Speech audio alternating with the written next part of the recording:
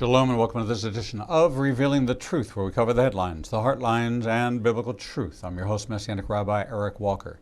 Our next guests are featured here every month on the third Thursday of the month at the 11 o'clock hour. Dr. Michele Sherwood is a trained doctor of osteopathy, and Dr. Mark Sherwood is a trained naturopathic doctor. Mark and Michele use an integrated approach that focuses on prevention and lifelong wellness. The Sherwoods have a thriving medical practice, the Functional Medical Institute, and recognized experts in health and wellness. In their 18 years of practice, they've helped almost 8,000 patients worldwide with an annual reach of over 1.3 million. Together, they've authored 3 books: Fork Your Diet, Master the 4 Fundamentals of Good Health, Surviving the Garden of Eden, Surprising Biblical Insights to Enjoy Optimal Wellness, and The Quest for Wellness, a practical and personal wellness plan for optimal health in your body, mind, emotions, and spirit. You can find out more about them at their website at fmidr.com.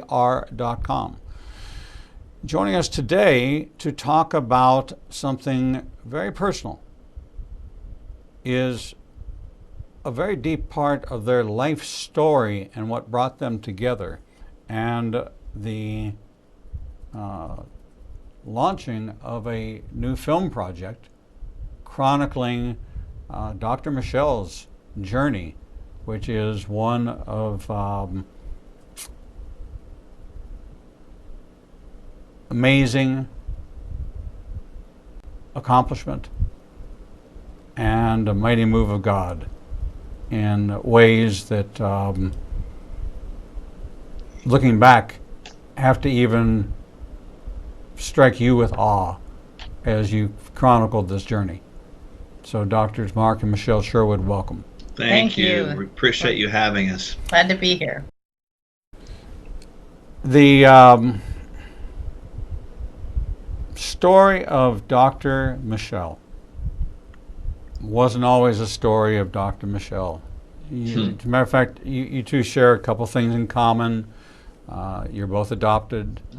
I share that in common, in the fact that my daughter is adopted, and so I've been through that process and have the joy of a 16-month-old granddaughter now, and so it's a delight. But to look at the two of you today, bright, healthy, prospering, physically fit, driven, serving a large community, making yourselves available, launching a very successful new podcast program, joining us here every month. You would say that, they've got it all figured out and it was a pretty easy road to get there. But that's not really the case, is it? No, not at all. Everybody thinks that, we make snap judgments on people about them being successful, air quotes, and how that they must have had a leg up or help, or perhaps the old adage is we're born with a silver spoon in their mouth. But that's nowhere near the case. And we wanted to create a film. Before we even talked about that, we talked about making a film of a stories of comeback, after setbacks, which everybody can relate to, man. We've all had these times where we've been angry, perhaps at God. We've been in great anxiety about why or why not He didn't hear our prayers or whatever. We've all been there if we're honest about it. And then we thought to ourselves, hey, what about your story? And of course, she looked at me like I was cross-eyed, like I lost my mind. But your story, it was it hit us, and it was the right one. Yeah, that's true. That's true. When you asked me, I really didn't think I had a story. But when you go back and you start to revisit those moments in time, you begin to realize what you have overcome, what you have been through, what you have done without, where you were then and where you are now is only something that the good Lord is capable of walking an individual through, no matter how compromised your faith gets through those tough times. And the cool thing about that is in portraying this in a movie or pictures, we can share a story with the world that people all over the world can relate to, and it introduces them to you know, the relatability of all of us as people, because we've all had these things. We just don't necessarily share our laundry or baggage or wounds or scars as free. And then finally, we hope and believe that this is going to generate the hope in God, because that's the lesson behind the whole picture, you know, that we won't spoil the punchline, but the idea that's called the prayer list. The idea is that when you're at that place where you need help, and we all do, ask your Heavenly Father what He's going to ask you, any good father, what do you need? How can I help you? You know, that makes sense. And so that's the idea of making a list. I mean, have you ever put what you wanted, what you needed, what you thought you needed on paper, and then just ask God, if it's your will, bring this, and this would help me. And it's a relatable human story, and so we're completely honored. We watched it together recently, the first time. I didn't tell you this, but we watched the movie together in our home before anybody else did. We had to, and boy, I mean, sorry. Go ahead, I'm getting emotional about this, but we had to hold each other's hands and just cry and laugh the whole time. That's what it was. Yeah. It was freeing, and it was cool, and it was awesome, and we're excited about the premiere of this. Well, why don't we take a moment and take a look at the trailer from the movie, and then talk a little bit about the backstory and kind of lay it out for the audience. Good.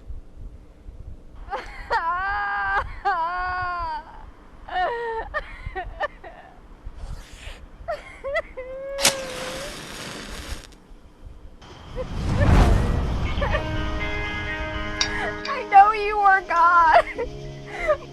I can't believe I trusted you. It's a gift from Michele.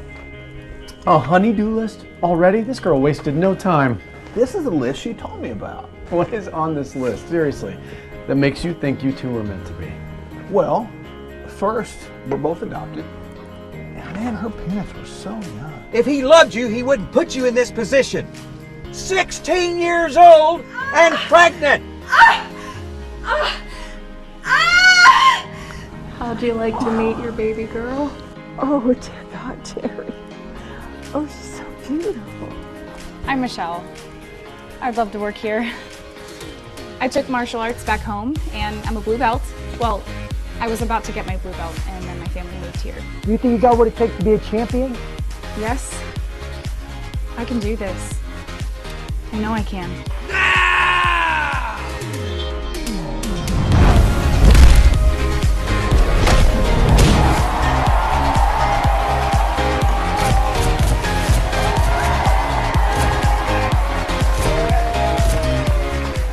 They taught you what at your massage parlor's second job?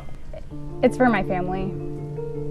My father was injured in an accident years ago and isn't really able to work anymore. His medical bills and treatments are expensive, and my mother is the sole provider. I have a little sister who's still in school, and I do whatever I can to help Mom make ends meet at home. Hey, massage girl! Is it too late to make an appointment? Or are you expecting someone else? Come on, get out!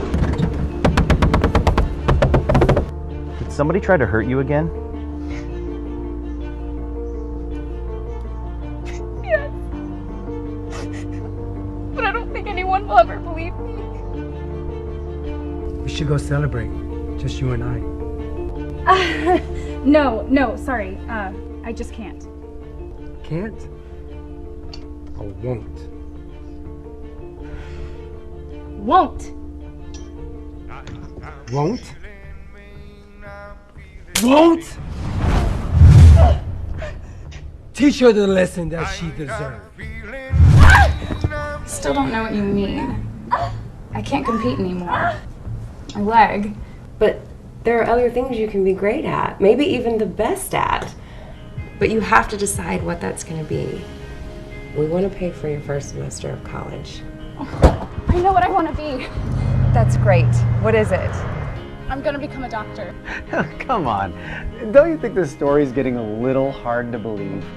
Well, I mean, she's working on being a homeless Olympic champion, and now she has somebody footing the bill for college so she can become a doctor? She became a doctor, dude. And a woman can be anything she wants to be. Yes. She puts her mind to it. Yes. What?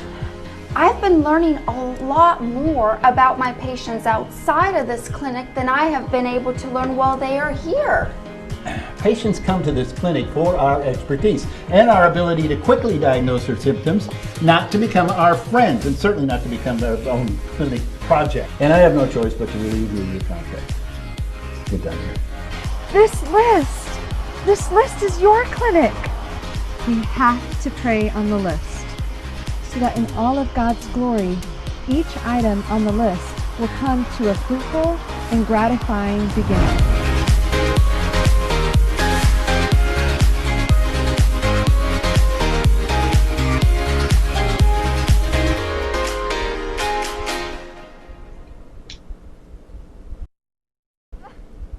Okay, well, we're back live with the Sherwoods, and you have just seen the trailer for the Prayer List movie coming out out this month. That's right.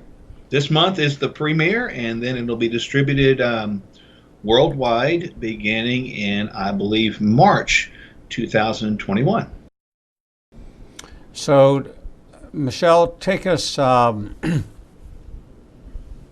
kind of on the journey back. You were an aspiring Olympic training athlete. Is that kind of where the story begins? Yes, my father was injured in an accident when I was 12 years old. And, my family's my heart, but also martial arts was my heart. And due to certain turns for my mother's career here in Oklahoma, they ended up moving back to Minnesota where she could continue her working career as a nurse practitioner. So I was so heavily involved in martial arts that I certainly wasn't going to go home with them when they picked up and they moved north. So I stayed here, and what my family didn't know is that I had no place to stay. They thought I was really staying with friends, and I had a roommate, and I created and painted a very good picture for them so that I could stay to pursue my passion for Taekwondo, which was to be a spectator sport in Seoul, Korea, when I thought I had a good shot at being in the Olympics. Short to say that living in my car, working 2 jobs as a massage therapist, and I was working at the dojo, teaching aerobic classes and selling memberships, I suffered a significant injury to my left knee as seen in the trailer, and that brought my career path very quickly to an end. Now, in the presentation that we saw, this was deliberate. You had rebuked the advances of your instructor, and he, using punitive actions to retaliate, had one of the other students strike you in such a way as to give you a debilitating injury. Yeah, and that was a little, we kind of cleaned that up a lot, quite honestly, because there was flat out abuse there. Let's call it for what it is. It was absolute grooming with abuse. And this person violated a young girl.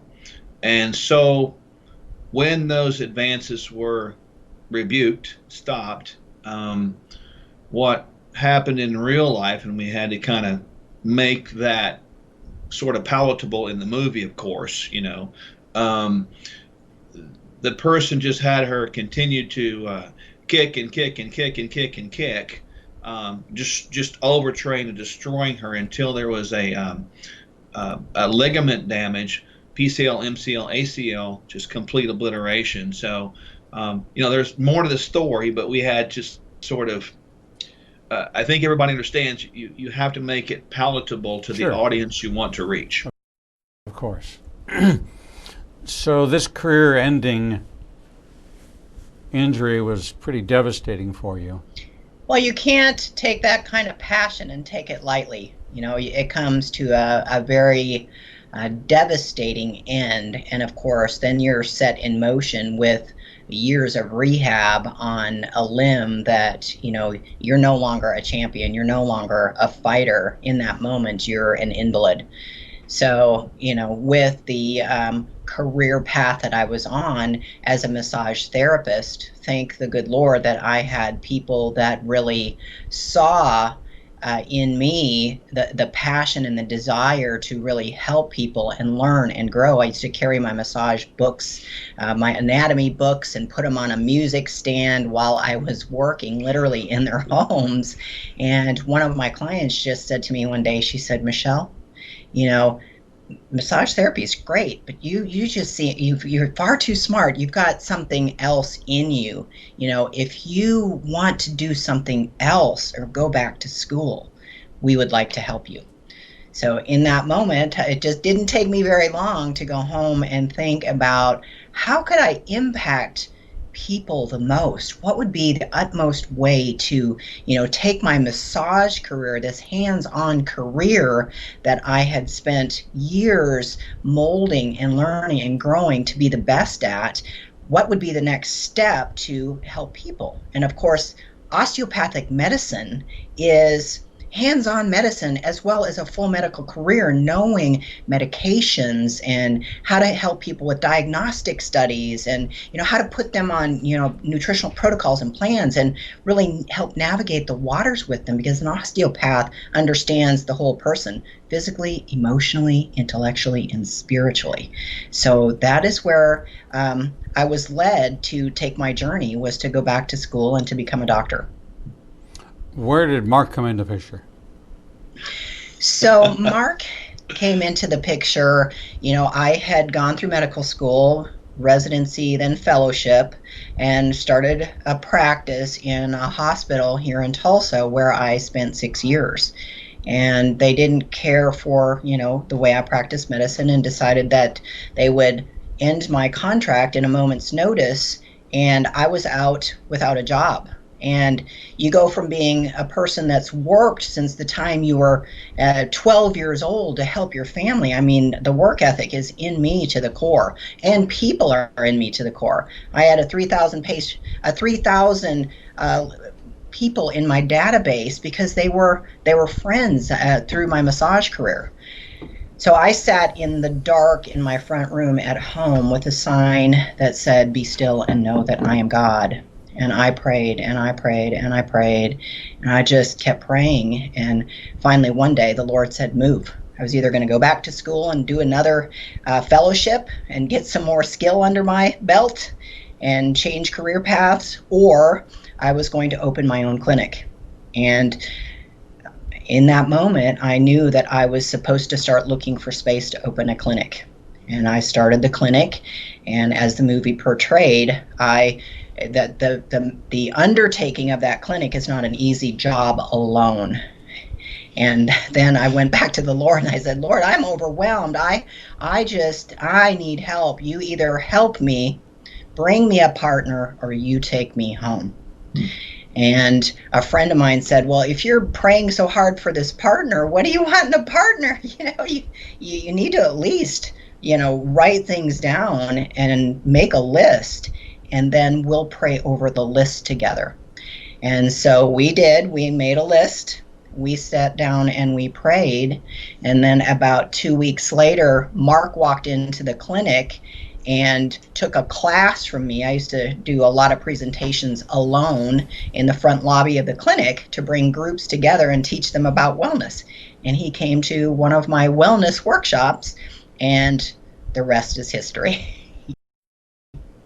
So Mark, what were you doing at this time? So I was working for a company that was going into doctors' offices and teaching them about, mixing in nutraceuticals and supplements into their practice to help augment an adjunct therapy to medicines and perhaps steer them a different way. When I walked in, talked to then Dr. Neal, the idea was chivalry has never been dead in my life. So I finished the conversation at a great time. I was so impressed with her just as a human being. We all meet people, like we met you, we're impressed with you as a human being. And we all meet people like that, and she was one. But something happened that day that was pretty darn cool. It was like this magical moment. I shook her hand and finished the conversation. I said, "Thank you, Dr. Neal, for your time." And man, I couldn't let go of her hand. It was the weirdest, most odd, awkward moment where, like, what am I going to do now? What is this? And so after what seemed like 2 or 3 minutes, it was like probably 15 seconds. It was that long and drawn out. Couple people were around. Her office assistant was there, and I'm sure they looked at me like, "Would you let go of my boss's hand?" But she wasn't letting go of my hand either. So that's the point, right? So I asked her to dinner, and we haven't really been apart since at all. It was really just a one magical moment, love at first sight, and the rest of the story has been just fascinating to me, even, and I'm in it. As the two of you kind of merged worlds, Mark, you came out of bodybuilding and fitness career of your own.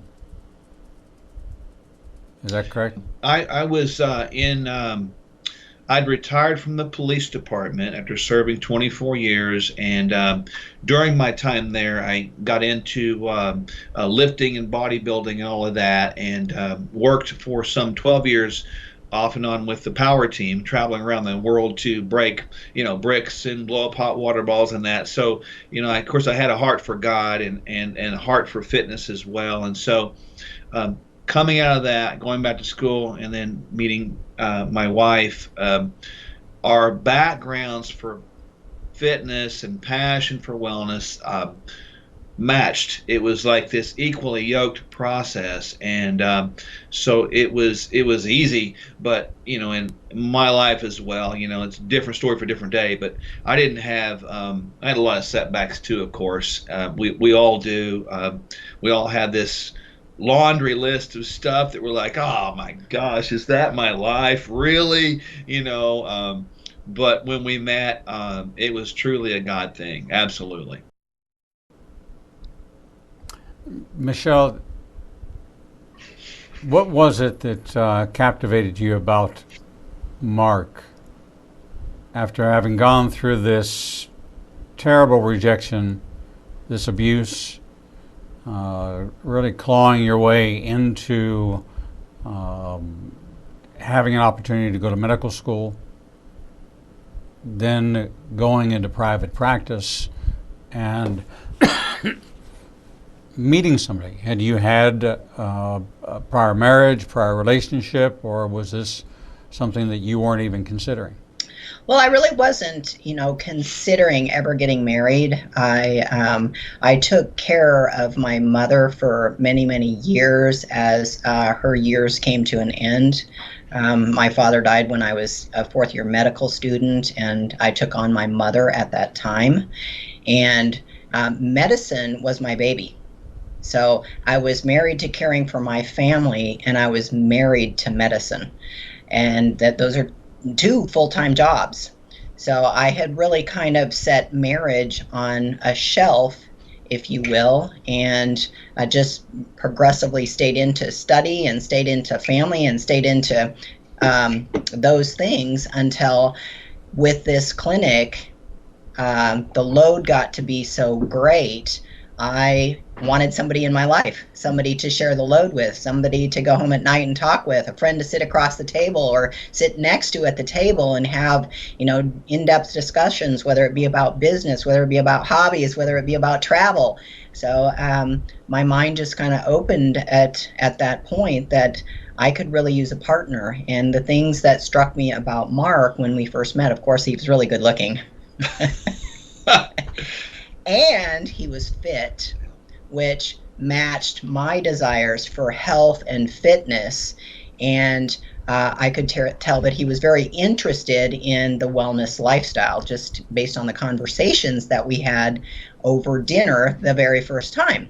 And of course, at dinner, believe it or not, I did ask all those questions to see if this was something I really wanted to spend my time on, because Mark and I met when I was 48 years old. So it's either you get the right partner now at this time, or you might as well not waste your time. Wow. And she did grill me. She even brought a chaperone to the dinner. I mean, seriously, man. Yeah. She brought the third wheel, Rabbi Eric, I'm telling you. And I was like, oh my gosh, what is this? I have been set up for an interview here. Yeah. She wasn't going to let anything get in No. there. So you're 24 years in the police force, and now you're sitting on the interrogation seat. Yeah, truly. I mean, I'm on the opposite end. I'm used to taking charge and asking questions. You know, it's my interview here, you know. But it wasn't that way. And boy, I was a little intimidated, I'll tell you. You know, go to dinner and two women are sitting in front of you. You're like, what now, you know? And but I grow it. I appreciate it now because you know, marriage is one of the most huge decisions you could make in life, you know, and even who you decide to court or date, however you want to look at that. And looking back on it, I appreciate that, and we've used that story to really help single men and women who are looking for a spouse to really go that direction, you know, with a list and you know, and what you're looking for, and don't settle for less. And you know, God is not about supplying just adequacy, he's supplying sufficiency, a whole different concept. So it's been, you know, it's a blessing now, but at the time it was like freaking me out greatly.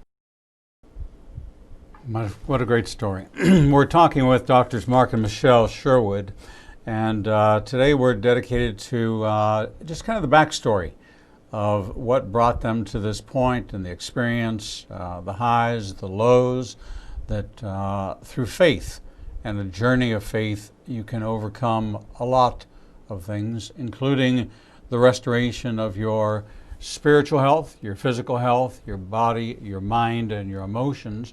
But you can also find new life together, regardless of what you've been through. God can always show up, and that's part of his plan.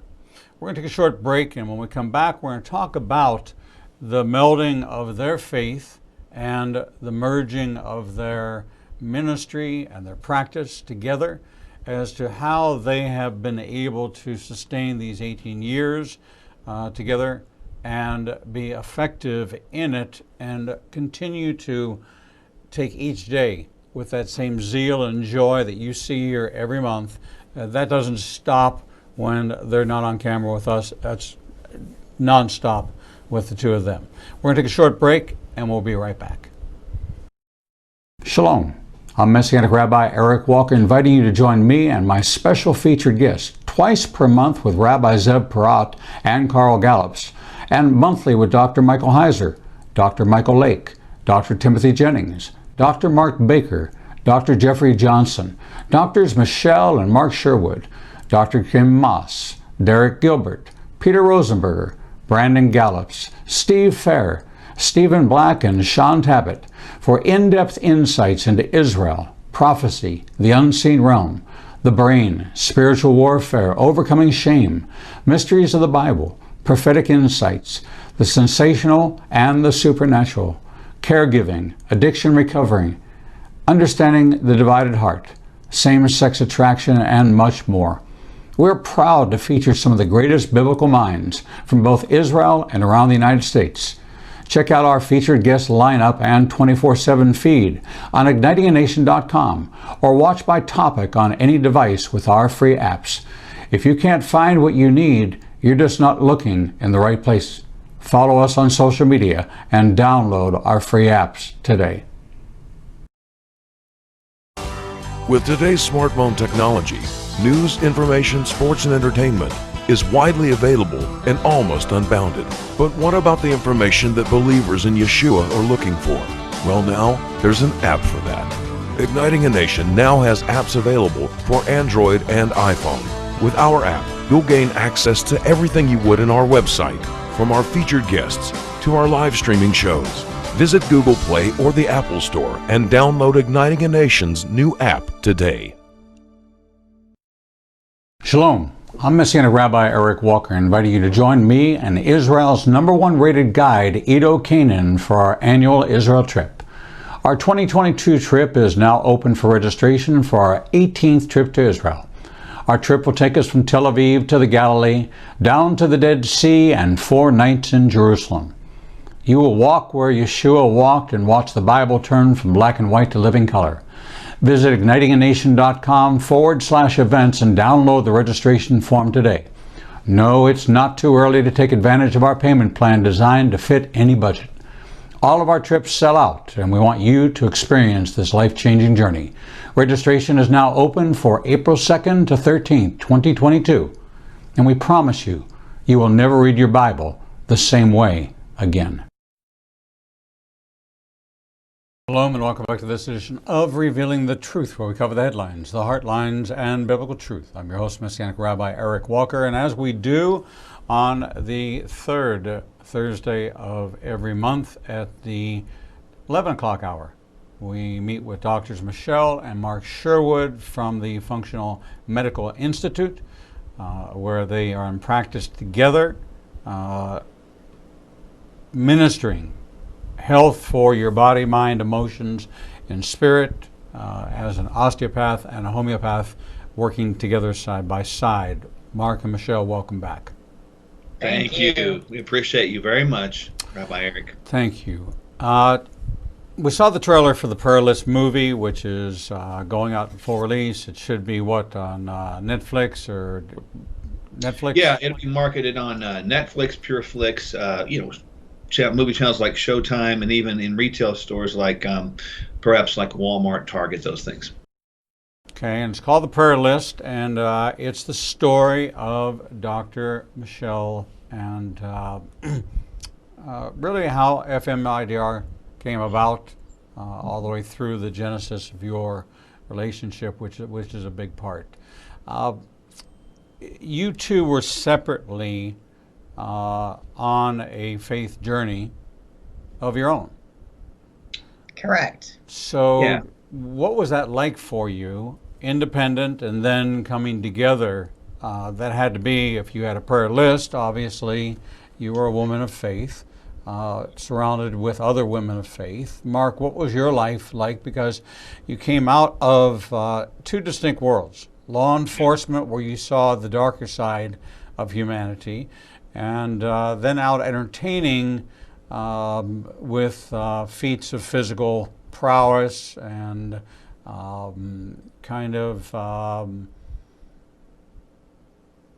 let's say becoming a physical attraction of your own, finding that balance between faith and fame. Yeah, and that was hard because, when you're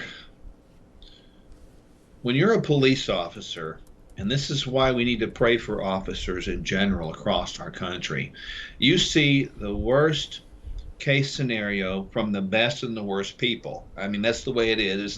No one ever calls you to say, hey, just meet me here, I want to buy you a cup of coffee. That doesn't happen. You're always in this problem-solving hero role, rescuer. You're the superhero. You got to be everything to everybody, and that really, quite honestly, that probably led me to great success, if you want to call that, the ability to transfer that superhero type figure onto the stage to really do that. So they merge quite well. But that world, man, I mean, it's rough, because what people don't understand is, and I learned this back in those times, stop believing your bio. Stop living your bio. because that can get you in so much world of hurt. And man, I had so much pride in that time. It was disgusting. I look back at it now. I mean, yeah, you're serving God, but come on, man, there was pride there. And it was pride. Look at me, I'm the police officer hero guy. So that had to be broken off. And I realized even in, prior marriages, because I was married twice before, it was the flawed me selecting someone just like me, probably, really, and that's kind of what you do, and your feelers or your sensors are way off, and so I had to be broken of that, and our good Father does that, and He does it lovingly and gently and kind but firmly, and so I had to go through a lot of hard times, so that world, even though I don't look back on it with regret, because it taught me some lessons that I can use today and do use every day. I'm grateful for setbacks because they're always about your next comeback if you allow God to do that. And thankfully, I knew that I had to humble myself before God and allow Him to change and rearrange some things inside of me. It wasn't about people doing things to me. It was about problems with me. And so during that journey of time alone, really, I remember one time in particular, and it brings me to current, I was feeling sorry for myself. I was sitting in a living room and I had nothing. I had zero, man. I was broken. I was at the end of my rope. And I remember sitting there kind of against the wall, carpet on my butt, just nothing. I mean, I was like in this place. And I said, God, why did all this happen to me? Why did you do this to me? I said that, like out loud, and like probably all of us have done. And I heard Him speak to me that day, and it wasn't like this thundering voice that, make me think I'm psychotic. It wasn't like that at all. It was a voice, and it would ask me a question. It said, who do you think you are? Look what they did to me. And I stopped, and it just shook my whole world. And that question, that phrase has been stuck with me ever since, because I realized that, man, come on, who am I to feel sorry for myself? What is that? And from that moment on, it was a different day. I saw things differently. I perceived things differently. And at that point, I would say this, that God began to prepare me to be the kind of man, the kind of human being, with God's help, of course, to become what was on that list. He knew what the list was going to be beforehand, and He knew that was me, and He had to work with me so that through His strength I could become that person, to be qualified, to be the right person to augment and assist my wife and be the person that she needed. And so that's kind of a summation, but there was a journey there for sure. So, from your perspective, as you got to know Mark better and you began to see qualities, but also different areas that needed refinement, did he fit the list, or did you help mold him? No, I truly believe that Mark's an angel in my life. He continues to make me better every single day. The areas where I'm weak, he always picks me up. Now, I know I complement him very well. We just, we walk this journey together. But I couldn't have asked for a better partner. He definitely fit the list, and he goes above and beyond every single day in every way. He's the hardest worker I've ever met. He's up every morning. I don't think he's ever missed a workout in the entire time that we've been married. He sets an exemplary example for the way men should be today. He still, after all these years, opens my car doors. He opens my doors into any restaurant or business or into the office. He sends flowers. He sent flowers every single week since the first week we were dating. And his character is, in my mind, flawless. So I believe that Mark was sent to me as an angel to walk through life with me, to live out this quest that we're on called the Functional Medical Institute, leading people down a pathway of healing. Were there theological differences? Did you find yourself drawn together, or was there... That's interesting, because I think there probably were because I came from probably the very much more charismatic sort of a background in training, even with giving, and donations and all that. And my wife had come out of an area where there was a lot of wounds in that area, not as gregarious or charismatic, and so there was discussion in that area about what is God's really intent for our lives. And so I think that that's probably one of the most enormous areas. Wouldn't you agree that God has used us to grow in the area of really just giving in general, and that's not a bad thing, and God supplies. Would you agree? Oh yeah. I mean, I was broken very young when my father had that injury. I had a dream that he would walk one day, and to the day of his death, I had told my father that, I had a dream that you are walking in this life with us. You're well, you're whole, you're healed. And that dream never came to fruition. So that broke my faith. And then I also, when I had that injury, I was on a path to the Olympics, and I suffered that tragedy. That broke my faith. And then I was thrown out of a system that I had worked my whole life to become this doctor. I'd worked to become this person, and I was thrown out in an instant. That broke my faith. How could God do this to good people? So when Mark met me, I was wounded. I was just starting to realize who God really was, how sovereign he is in our life, and that he really was there through the whole time. And Mark was a man of faith. He stood strong. He was praying. He prayed over us every single day. And with that prayer, and through my prayers and seeing my prayers answered with the partner in Mark and the clinic, those two things really helped my heart heal and go, what? God is real. Even with God setting me in motion to go look for a place called the Functional Medical Institute. Those few things were so big that I could no longer deny who God was. The anger and the bitterness and the hurt from all of those collective experiences, finally those abscesses and those wounds on the inside, with Mark's steadfast faith and prayer, began to heal me and pull me into the direction that that I was raised with. I knew those things, but it took a while to really get to where I understood that it's not people who God is. God is truly on the throne, and he knows the beginning from the end and every step in between. Sometimes we just get in our own way, and we've got to go another way before we get back on track to, find the path that he has for us. As you began to move into practice together, how did you formulate where one would start and the other would stop? Did you minister to patients together? Did how did that handoff take place? Man, I tell you, it has really been, and I don't want to understate this, it's been a God thing. We had no idea.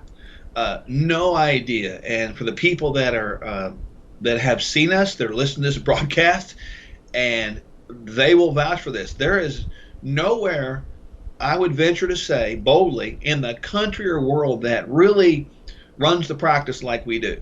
It is that unique. I mean, when people come in, there's a big vat out there of empty pill bottles where people have got deprescribed. We have a TV out in the lobby that's showing, broadcasts like this one over and over again to people. It is an area of faith. People come in with the expectation to get healed, even as Jesus taught and walked the earth, that people would show up with this expectation, and so that's been something. So when people come in, whether they see my wife Michele or myself, they're seeing, in our view, a representation of God walking the earth, because that's what we want to be.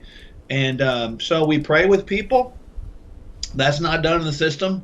We talk about God's direction. We talk about God's plan for the human body. We have asked him to teach us how the human body operates and how to bring about a pathway of healing for people. And he's done that. And so he continues to. I mean, we're studying all the time and learning new analogies and perhaps parables on how to teach people. So people, even practitioners that we get the opportunity to instruct, are like, how'd you guys come up with that? And I'm like, we didn't. So it just kind of happened. It's like, isn't that how God does things? It's kind of just like, wow, where did that come from? It just kind of developed and it happened. And I guess it definitely did. I wish we would have had like a business guide that could have made a few things a little bit easier for us.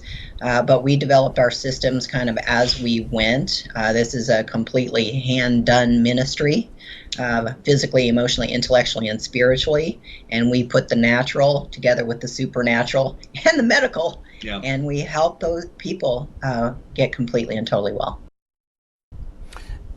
What portion of your clientele is through telemedicine or online consulting? Well, since COVID, we probably have about maybe 40% that is online. Mm-hmm. Even before COVID, we reach people all across the country. So we have been set up through Zoom, through secure web portals for quite some time. So we have seen an uptick in that, and we are protective. If somebody doesn't need to come in the clinic, we can most definitely do something just as high class with Zoom, because we've got visual aids where people can see their labs and they can see us, and it can be a very personal experience without them having to get out if they have immunocompromised or chronic conditions where they don't need to be in harm's way. In the face of COVID, what and we've got just a couple of minutes, what changes in diet? As people are confined more, I know I've been more active. I told you back last November that I flipped the switch and moved to a program called GOFB.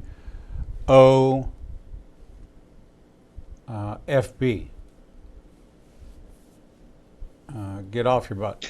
Yeah. Sitting is the new smoking. Yeah, good. Yeah. Good Since COVID, though, I mean, we're telling people to put an effort on putting in real foods, because those contain the nutrients that actually drive our immune system, so that our immune system doesn't become depressed, but it stays impressed, because our immune system is very capable, Rabbi Eric, of handling this particular virus. We've got to get that through our thick skull, that our bodies are created in the image of God, and God made them perfect so that we could fight off the things that were also in this earth, including viruses. So if we just give it the right material, the body will do what it's supposed to do, and we have no need to have fear.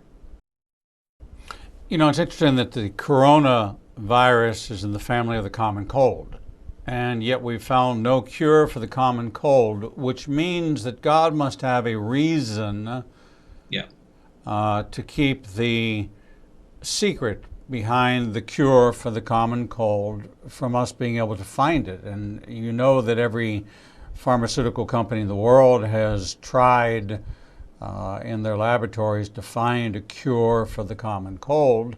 We're seeing now a genetically altered common cold called the coronavirus. But why do we struggle with the common cold still today? Well, you think about viruses in general. I mean, they were here on this earth before humans. That is a powerful thing to realize. they live on this earth. They have a longer life history than we do. So they were made first, and then God made humans. So therefore, we can say that anything in the earth, we're made from the dirt, that viruses also are created from God, by God's hand. Even if they're mutated, even if man did the mutation, it's still a mutation off something God made. So it still goes back to his ownership. We don't believe at all that God put anything in this earth that's going to destroy us. Otherwise, we wouldn't be having these conversations. So when you look at that from that perspective, it changes things. That is why there does not need to be a cure for the common cold. There does not need to be a cure for COVID. There needs to be a response from the body. The body's response is the cure. And that's a whole, hopefully fresh perspective that people need to get. Well, I think it's time that a lot of people took control. First of all, a lot of this has to do with the mouth, what goes into the mouth. But Jesus was very clear that it's not what goes into the mouth, but what comes out of the mouth.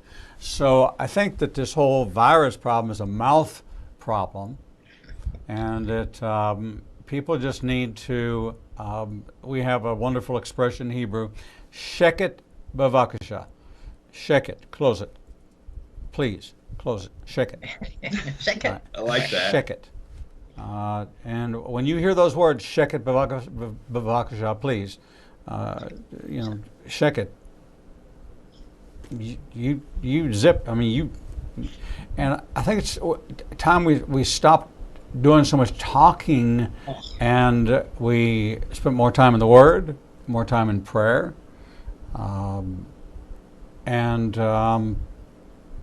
I made the decision that a lot of people make, that one, it's never too late. I'm now where I was at a BMI of almost 29. I'm at a BMI of 22, and loving it, and feeling great. And I don't need the sleep like I used to need it. Okay, now I love it. It's like when it's time to sleep, you sleep.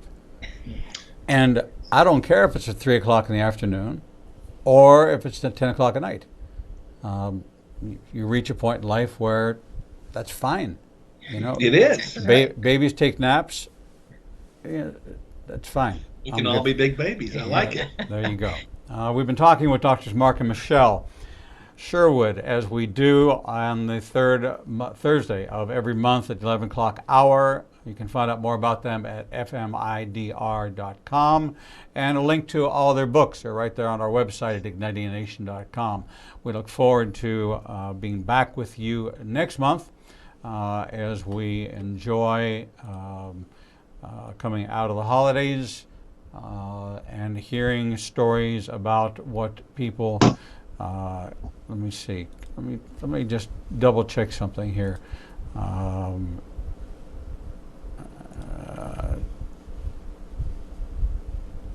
wish I could read my own. Let's see. December.